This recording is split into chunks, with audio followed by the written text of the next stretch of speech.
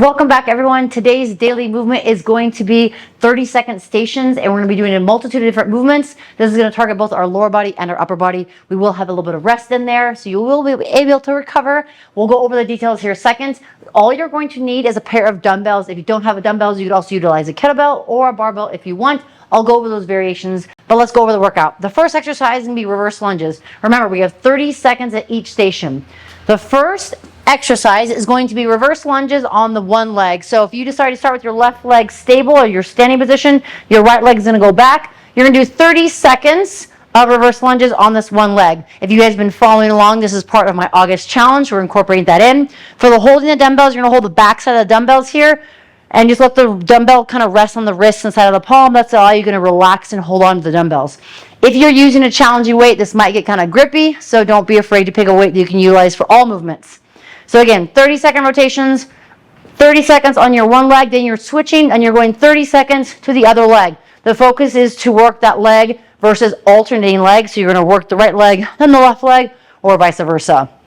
When I do that reverse lunge, notice that I'm taking a step back. I have about hip width distance stance versus going straight in a line. That's going to make it like a tightrope, a little unbalanced. So this is going to provide a little more stability for me. After that, we're going to go to the second movement, which is a dumbbell strict press. Dumbbells are going to come to the shoulders. I prefer feet between hips and shoulders.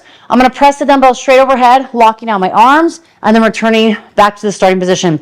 Notice in this position, my elbows are off a little 45-degree angle. And as I hold the dumbbell, I have the dumbbell on the back side of the shoulder versus off in front like so. This is allowing me to keep the dumbbells closer to my midline, close to my body, and make it a little easier. As I press the dumbbells overhead, notice how I finish arms locked out as stacked as possible versus pressing away like so. If you have very tight shoulders, there might be difficulty. But again, find a load that you can utilize for all movements. After 30 seconds of the dumbbell presses, which will head up fast, we're then going to do dumbbell bent over rows. So I'm going to hinge from my hips. I'm going to have my palms face each other, or if you want, you have palms face you. This might be a little more comfortable with the dumbbells because you can stay closer to your body versus being like so. So I'm going to leave that up to you for today. Palms face you or palms face each other. But I'm going to bend, hinge of the hips, small bend in the knee. I'm going to row the dumbbells up to my body, squeezing my shoulder blades together, keeping the dumbbells close to the torso as I come to the center position of my body. If my palms are facing myself, I'm going to, same thing, row as much as I can. This position, you might be able to get the dumbbells closer to the body versus like so, depending on your mobility and your flexibility of your upper body. So 30 seconds of those bend over dumbbell rows. Now, then, quickly, you're going to rest 30 seconds, and we're going to complete a total of 3 rounds. So you have a running clock, your watch, or your phone, and you're going to continuously go from one movement to the next. So reverse lunge, one leg, reverse lunge, the other leg, dumbbell presses, strict press, then dumbbell bent over rows. Now, if you have a kettlebell, I'll demonstrate that. If you have just one kettlebell like so, for the reverse lunge, you can keep it on your torso like this, like a goblet squat hold, or if you want, you can hold it in the front rack position like so, with the kettlebells resting on the back of the forearm.